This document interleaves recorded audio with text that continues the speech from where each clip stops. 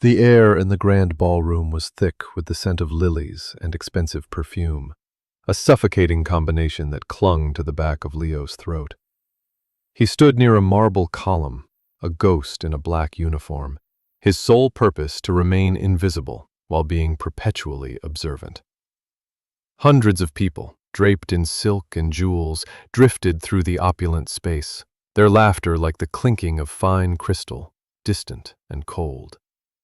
For them, this was a night of celebration, a gala for Vance Industries.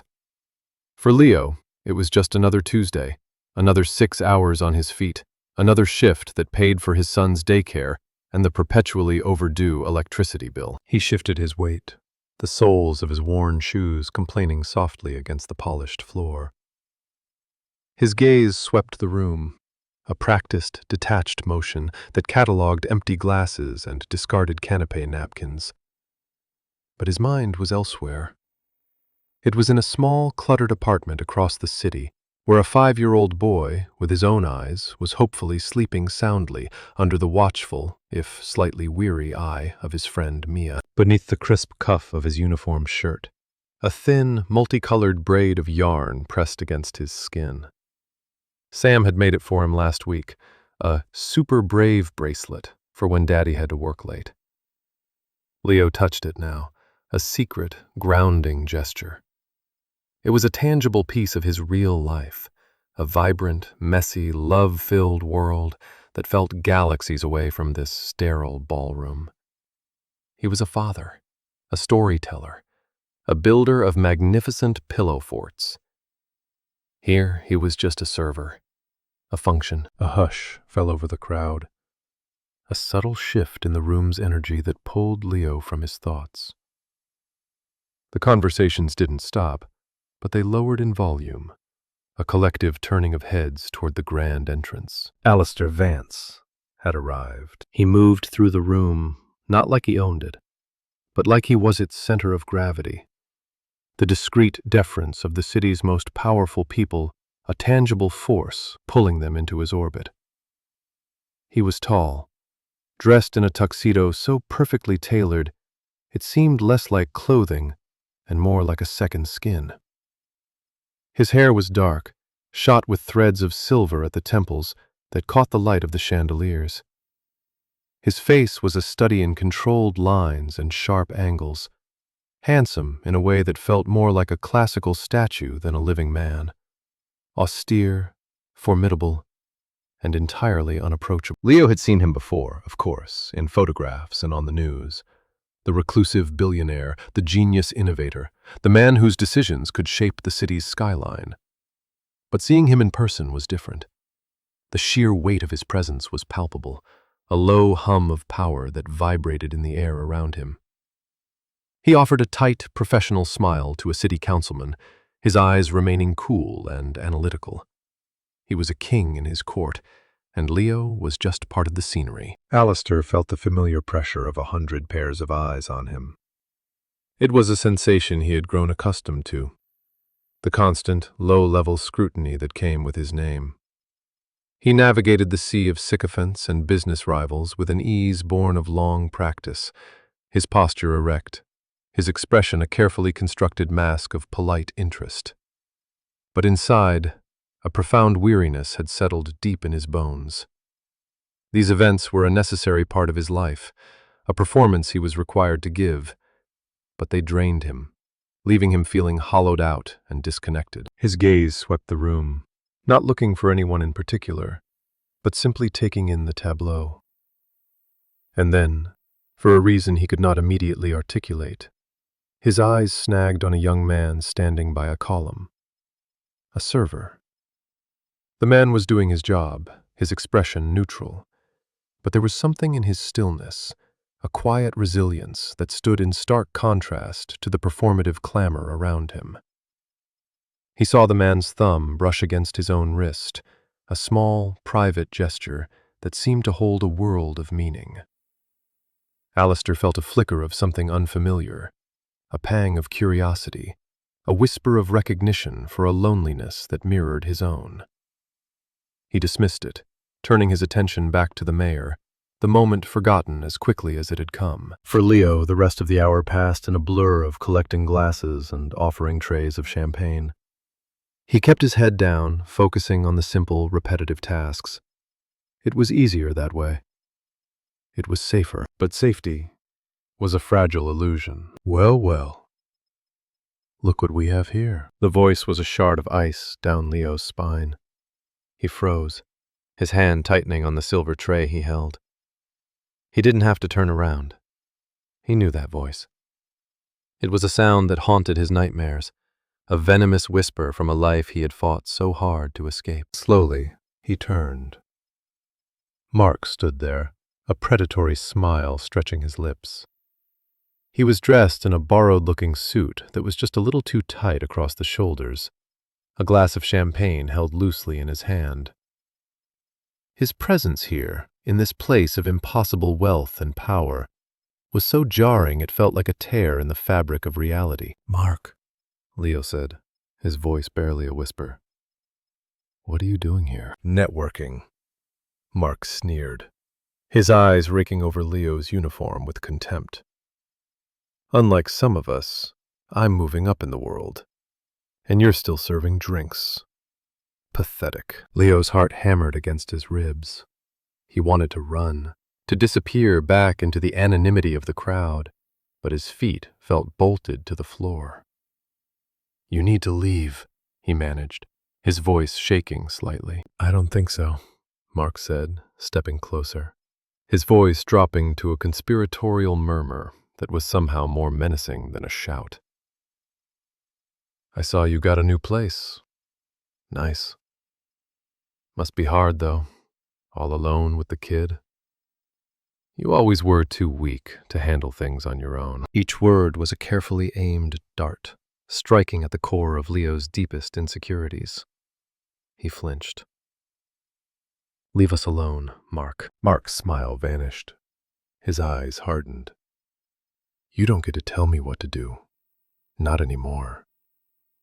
He reached out, his fingers closing around Leo's wrist, right over the spot where Sam's bracelet was hidden. His grip was painfully tight. "You owe me. You think you can just walk away? After everything?" Panic clawed at Leo's throat. The ballroom noise faded to a dull roar in his ears. The glittering lights swam before his eyes. He was trapped. The past had reached out and grabbed him, and it was pulling him back under. From across the room, Alistair saw the shift. He saw the server, the quiet man from before, cornered by another guest. He saw the aggressive posture of the second man, the fear that flashed across the server's face. He saw the hand that shot out, gripping the younger man's wrist. Something cold and sharp coiled in Alistair's gut. It was an instinct he hadn't felt in years, a primal, protective urge that cut through his practiced detachment. He excused himself from the conversation with the senator, his movements fluid and precise. He crossed the floor in a dozen long, silent strides, his approach unnoticed until he was standing right behind Mark. "Is there a problem here?" Alistair's voice was quiet, almost conversational, yet it cut through the air with the chilling authority of a judge passing sentence. Mark startled, dropping Leo's wrist as if it were burning hot. He turned, his bravado instantly crumbling when he saw who had spoken. "Mr. Vance," he stammered, his face paling. No problem at all. Just catching up with an old acquaintance." Alistair's gaze was like chips of ice. It flickered from Mark's flustered face to Leo's, taking in the younger man's terrified expression and the red marks already forming on his skin. He didn't need an explanation. He understood. He took a deliberate step forward, positioning himself slightly in front of Leo, creating a subtle but unmistakable barrier. "I think your acquaintance would prefer it if you left him to his work," Alistair said, his tone leaving no room for argument. Mark opened his mouth, then closed it again. He was outmatched, and he knew it. But his humiliation curdled into malice. He shot a venomous look at Leo. "This isn't over." He turned and melted back into the crowd, leaving a wake of chilled silence. Leo was trembling, the silver tray rattling in his hand. He stared at the spot where Mark had been, his mind reeling. The world slowly came back into focus, the sounds of the party rushing back in. He felt a hand on his back, a light, steadying pressure between his shoulder blades. It was Alistair Vance. "Are you all right?" Alistair asked, his voice now stripped of its icy command, replaced by a low, genuine concern. Leo could only nod, unable to find his voice. The warmth of the hand on his back was a shocking point of comfort in the cold chaos of the moment. It was a simple, human touch, but from a man who seemed to exist on an entirely different plane of reality, it felt momentous. "Let's go somewhere quieter," Alistair said softly. He didn't wait for an answer. He gently took the tray from Leo's shaking hands and placed it on a nearby table. Then, with that same steadying hand guiding him, he steered Leo away from the center of the room, through a discreet door Leo hadn't even noticed was there. They stepped into a small private office. The sudden silence was a balm. The room was dark, furnished with a large mahogany desk and leather chairs, the only light coming from the city skyline glittering through a floor-to-ceiling window. The distant sounds of the gala were muted, seeming to come from another world. Alistair closed the door, and the last of the noise was sealed away. Leo leaned against the cool wood of the door, taking a deep, shuddering breath. The adrenaline was starting to fade, leaving a profound exhaustion in its wake. He felt exposed, humiliated. "Thank you," he whispered, the words feeling inadequate. He looked at Alistair Vance, who was now standing by the window, his silhouette framed by the city lights. He looked less like a corporate titan and more like a solitary guardian. "He had no right to touch you," Alistair said, his voice a low rumble. He wasn't looking at Leo, but out at the sprawling metropolis below. There was a tightly controlled anger in his tone, a simmering rage that seemed directed not at Leo, but at the man who had hurt him. "He's from my past," Leo offered, feeling a strange compulsion to explain, to fill the quiet space between them. "I didn't expect to see him here." "You shouldn't have to," Alistair stated simply. He finally turned from the window, his eyes meeting Leo's in the dim light. The analytical coolness was gone, replaced by something softer, something searching. "What is your name?" "Leo." "Leo," Alistair repeated, the name sounding foreign and yet fitting on his lips. "I'm Alistair." It was an absurd introduction. Of course Leo knew who he was, but the way he said it, as if they were just two men in a quiet room, stripped away the titles and the power dynamics. Alistair's gaze dropped to Leo's wrist, where the red finger marks were still stark against his pale skin. His expression tightened. Without thinking, he crossed the small space between them and gently took Leo's hand. His touch was surprisingly warm, his fingers careful as they brushed over the inflamed skin, avoiding any pressure. "Did he hurt you?" he asked, his voice soft. Leo's breath hitched. No one had touched him with such tenderness in years. The simple, caring gesture undid him in a way Mark's aggression never could. He felt a lump form in his throat. He shook his head. "No, I'm okay. Really." Alistair's thumb stroked the back of Leo's hand, a soothing, repetitive motion. His fingers brushed against the edge of the yarn bracelet under Leo's cuff. He paused. "What's this?" Leo instinctively tried to pull his hand back, a flush of embarrassment rising in his cheeks. But Alistair's grip, though gentle, was firm. Leo relented, allowing Alistair to push the cuff back slightly, revealing the brightly colored, slightly lopsided braid. "My son made it for me," Leo admitted quietly. "He's 5. His name is Sam." The confession hung in the air. A piece of his fragile, private world offered up in this strange, protected space. He expected a dismissive nod, a polite but uninterested response. Instead, a slow, genuine smile touched Alistair's lips. It was a small thing, but it transformed his severe features, chasing away the shadows and revealing a surprising warmth. "Sam," he said, his voice laced with an unexpected gentleness. "It's a fine piece of craftsmanship." He released Leo's hand, but the warmth of his touch lingered. A comfortable silence settled between them. The crisis had passed, leaving behind a strange, quiet intimacy. Leo felt a sense of safety he hadn't realized he'd been missing, a feeling of being seen not as a server, but as a person, as Leo. "I should get back to work," Leo said finally, though he felt no desire to return to the noise and the prying eyes of the ballroom. "No," Alistair said, his voice firm but not unkind. "Your shift is over. I'll have my driver take you home." It wasn't a suggestion. It was a statement of fact. Before Leo could protest, Alistair was already speaking into his phone, his voice once again low and authoritative. The arrangements were made in seconds. The efficiency was staggering. The ride home in the silent, cavernous interior of Alistair's luxury sedan was surreal. Leo stared out the window at the passing city lights, his mind a whirlwind of confusion and gratitude.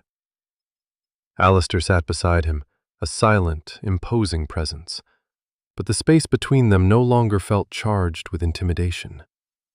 It felt protective. When they pulled up to his modest apartment building, Leo turned to thank him again. I don't know what to say. Thank you, Mr. Vance." "Alistair," he corrected softly. "And you have nothing to thank me for." He hesitated, his gaze intense. "If that man bothers you again, Leo, you call me." He handed Leo a simple, elegant business card. On the back, he had written a private number. Leo took the card, his fingers brushing against Alistair's. The brief contact sent a jolt through him. He nodded, his throat tight with emotion.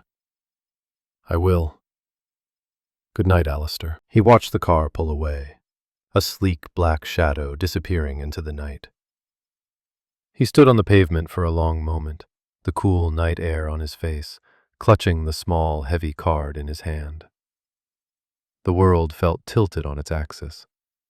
He had gone to work a nameless server and had come home, seen, protected. The next morning, the city was draped in a persistent gray drizzle that mirrored the unease in Leo's soul.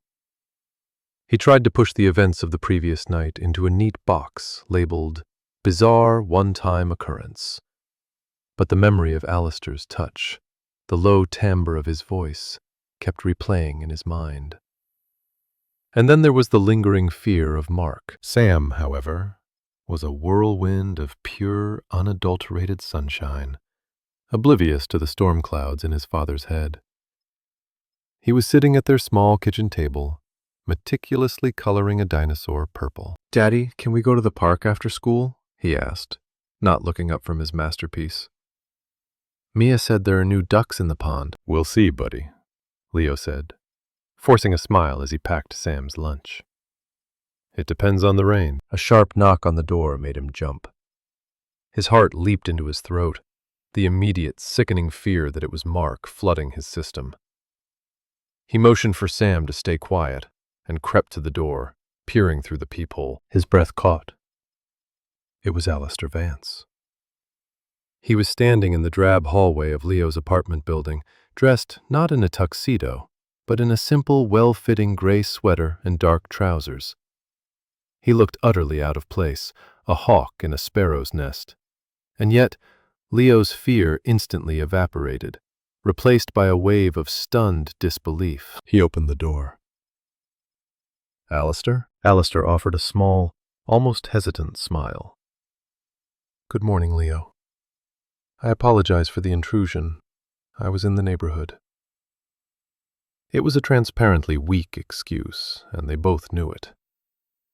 "I wanted to make sure you were all right." "I'm fine," Leo said, his voice a little breathless. Please, come in. Alistair stepped inside, his large frame seeming to shrink the already small apartment. His eyes took everything in, the stacks of children's books, the colorful, chaotic drawings taped to the refrigerator, the faint scent of cinnamon from breakfast. It was a home, messy and lived in and real. And then he saw Sam. Sam had abandoned his dinosaur and was staring up at Alistair with wide, curious eyes. He was holding a half-eaten piece of toast. "Who are you?" Sam asked, his voice clear and direct. "You're very tall." Leo's face flushed.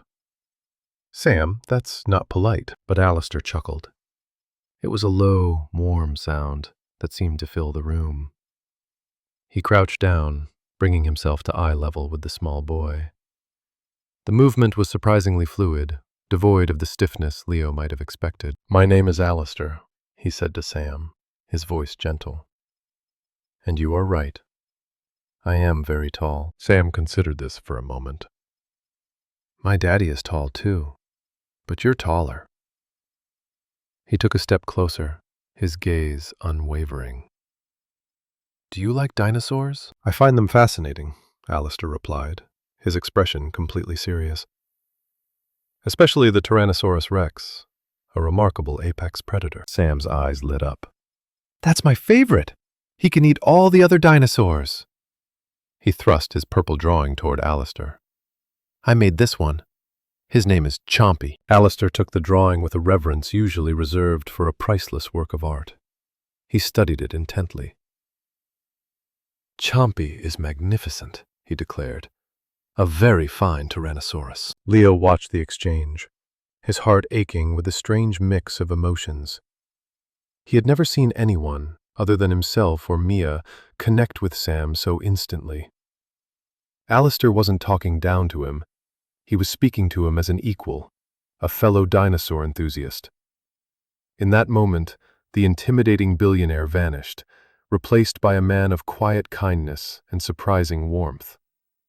The innocent, unconditional acceptance in his son's eyes was a powerful validator, confirming the gentleness Leo had only glimpsed the night before. This was the real Alistair Vance. The comfortable moment was shattered a few days later.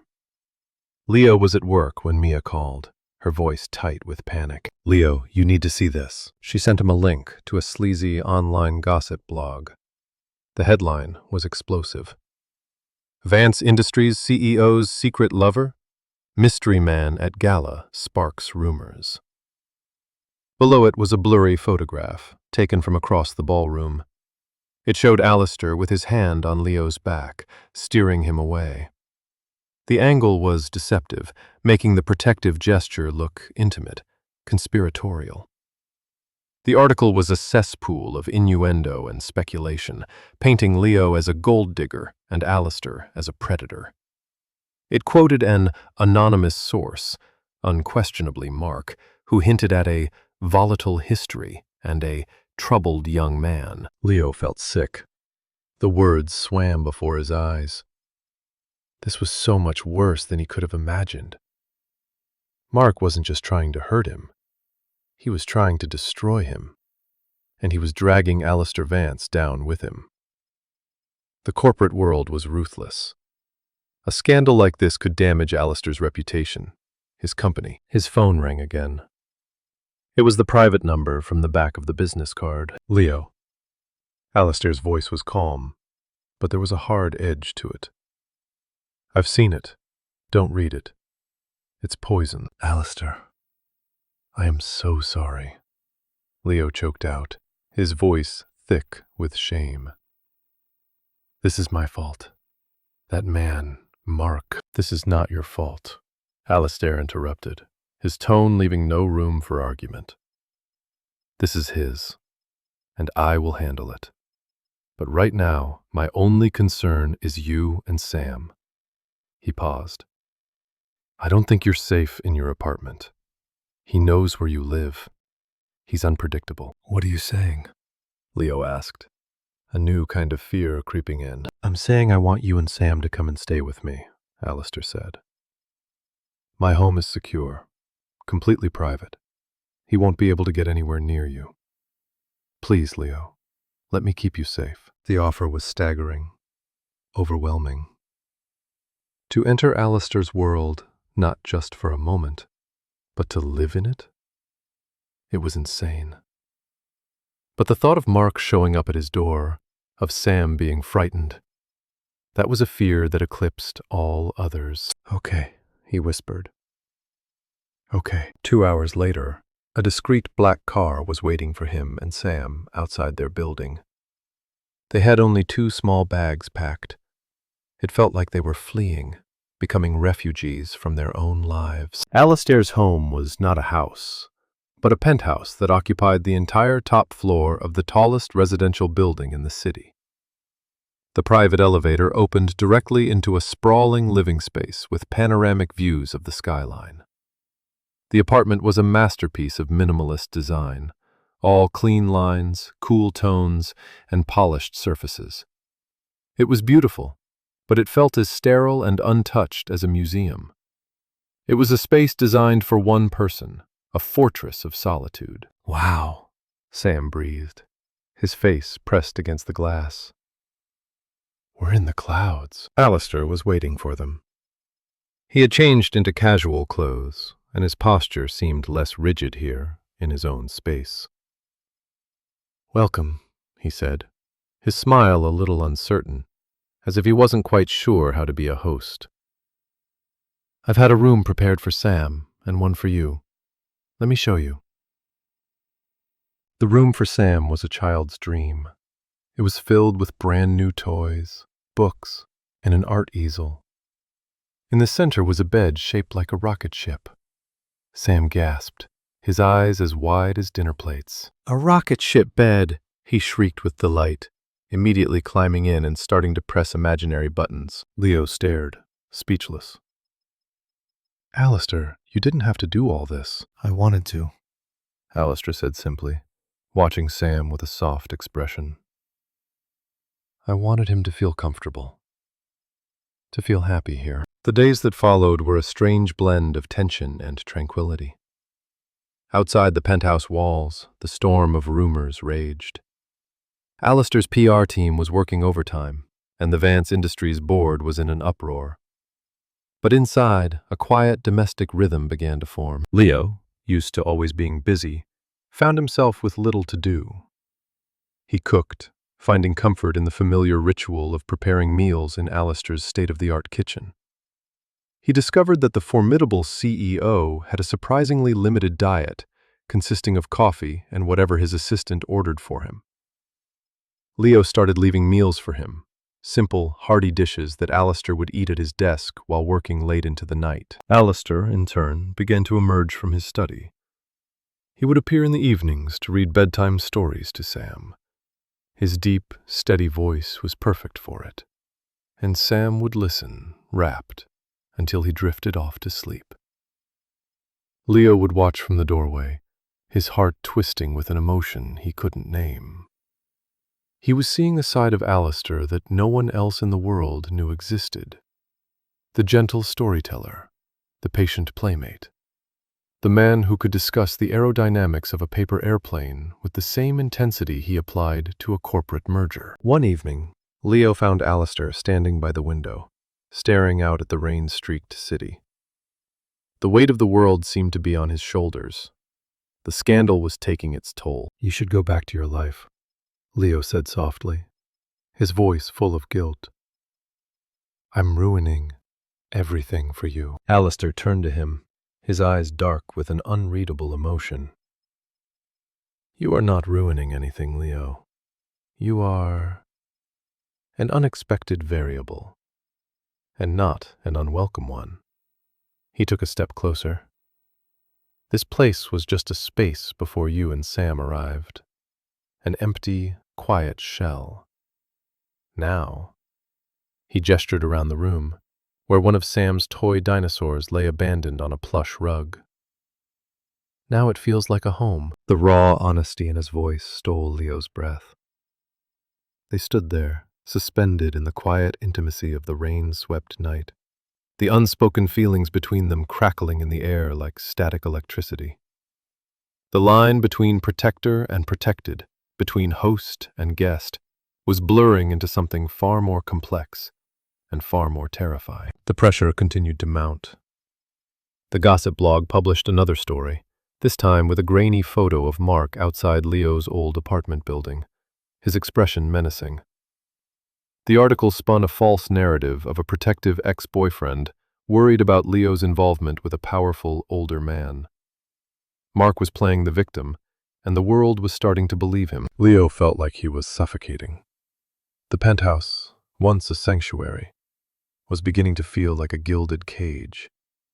He was safe, Sam was happy, but Alistair was paying the price.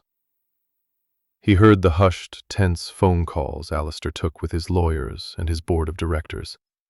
He saw the lines of exhaustion etched around his eyes. One night, a fierce thunderstorm rolled in, shaking the tower with its fury. Rain lashed against the windows, and the sky was split by jagged flashes of lightning. Sam, who was usually a fearless sleeper, was terrified. Leo was in his room, holding him, trying to soothe his sobs, when Alistair appeared in the doorway. "Is he all right?" Alistair asked, his voice low over a clap of thunder. "He's scared," Leo said, his own nerves frayed. He felt utterly helpless. Alistair walked into the room and sat on the edge of the bed. He didn't say anything for a moment, simply placed a large, warm hand on Sam's back. "When I was a boy," Alistair began, his voice a calm, steady anchor in the storm, "I was afraid of storms too. My father told me that thunder was just the sky rearranging its furniture, and lightning was the angels taking pictures." Sam's sobs quieted. He peeked out from where his face was buried in Leo's shirt. "Really?" "Really," Alistair said with a small smile. "They're just very loud photographers." The simple, gentle lie worked like a charm. Sam's breathing evened out, and within minutes he was asleep, his small hand still clutching a corner of Alistair's sweater. Leo carefully extracted himself and followed Alistair back into the living room. The storm was still raging outside, a perfect reflection of the turmoil inside him. "Thank you," Leo whispered. You're amazing with him." "He's an easy child to be amazing with," Alistair replied, but his gaze was distant, troubled. The guilt and frustration that had been simmering inside Leo finally boiled over. "This has to stop, Alistair. Look at what this is doing to you. I can't let you sacrifice your life, your company, for me." His voice cracked with emotion. "Tomorrow, Sam and I will go. We'll go to Mia's or somewhere else, somewhere Mark can't find us. You can release a statement, say it was all a misunderstanding. You can fix this." "Fix this?" Alistair's voice was sharp, cutting through Leo's frantic words. He turned from the window, his eyes blazing with an intensity that made Leo take a step back. "You think this is about fixing a public relations problem? You think this is about my company?" He strode across the room until he was standing directly in front of Leo. So close, Leo could feel the heat radiating from him. "None of that matters," he said, his voice dropping to a raw, desperate whisper. "Do you have any idea what my life was like before you crashed into it? It was a series of scheduled meetings and empty rooms. It was a perfectly managed, perfectly controlled, profoundly lonely existence. I had forgotten what it felt like to feel anything at all." He reached out, his hands coming up to cup Leo's face, his touch both firm and achingly gentle. His thumbs stroked over Leo's cheekbones. "And then you," he breathed, his gaze searching Leo's. "You and Sam. You filled this empty place with life, with laughter, with chaos. And I have never felt more alive." Another flash of lightning illuminated his face, revealing the stark vulnerability there. I'm not protecting the reputation of Vance Industries, Leo. I'm protecting you. I'm protecting my home. The confession hung between them, more powerful than the thunder rolling outside.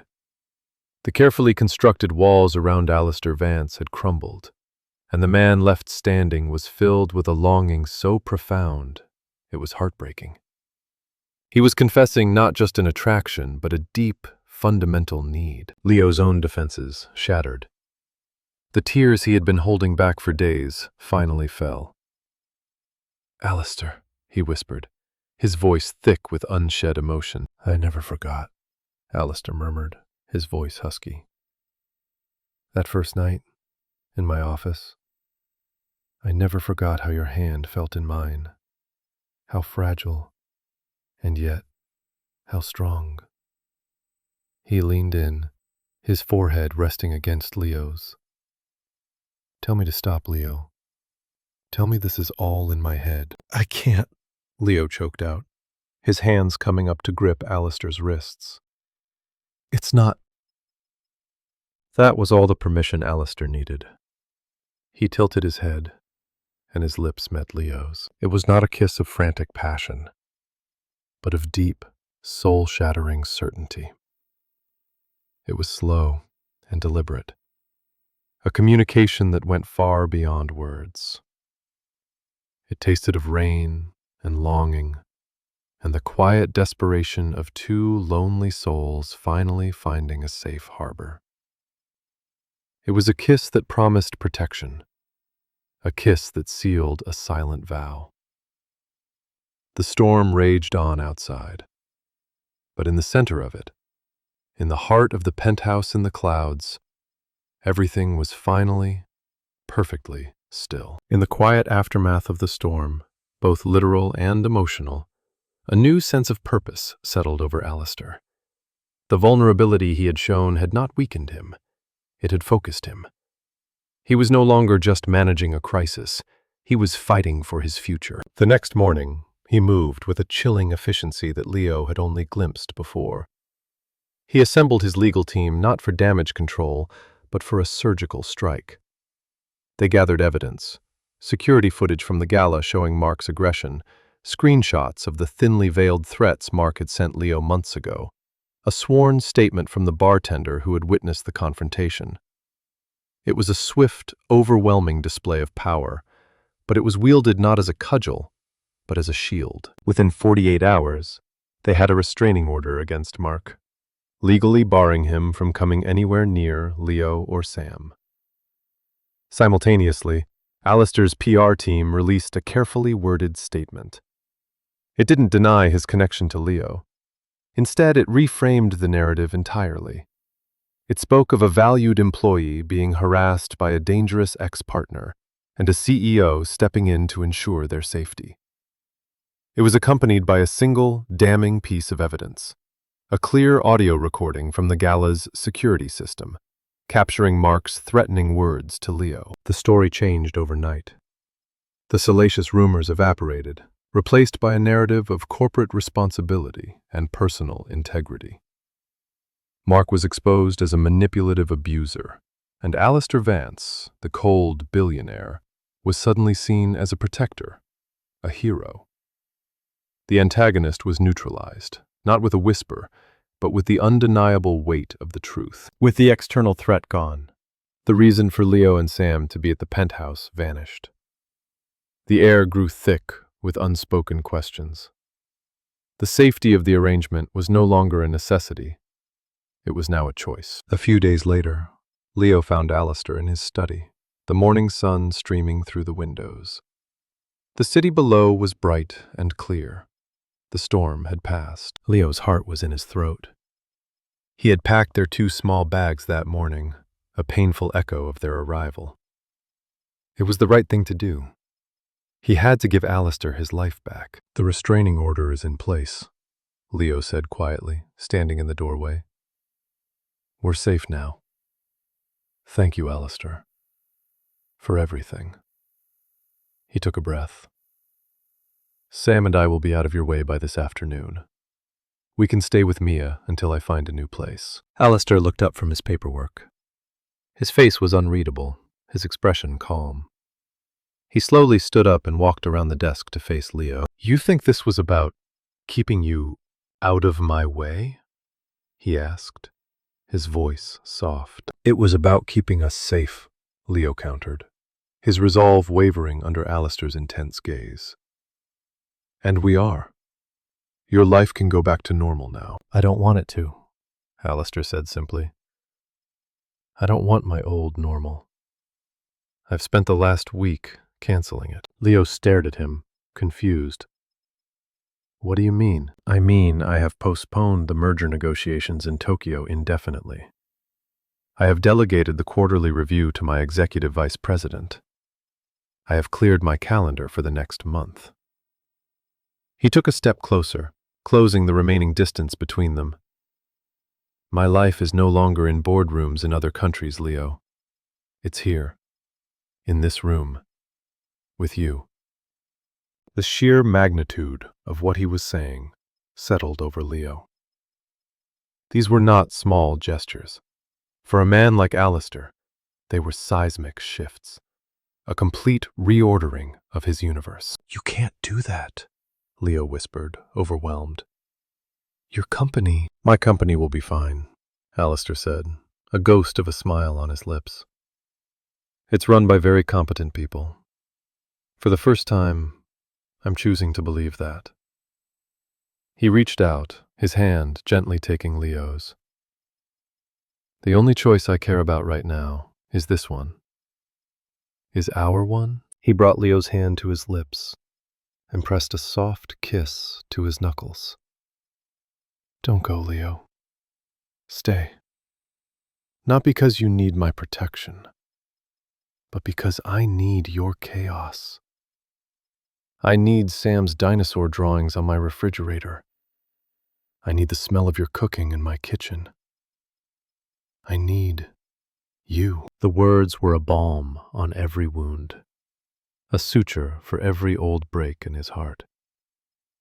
It was a sober, daylight confession, stripped of the drama of the storm, and it was all the more powerful for it. This wasn't circumstantial. It wasn't a product of fear or necessity. It was a conscious, deliberate choice, made in the clear light of day. Tears welled in Leo's eyes. But this time, they were tears of pure, unadulterated joy. Okay, he breathed, a watery laugh escaping him. Okay, Alistair, we'll stay. 6 months later, the city was shedding the last of its autumn colors, preparing for the first chill of winter. The penthouse, however, was no longer their home.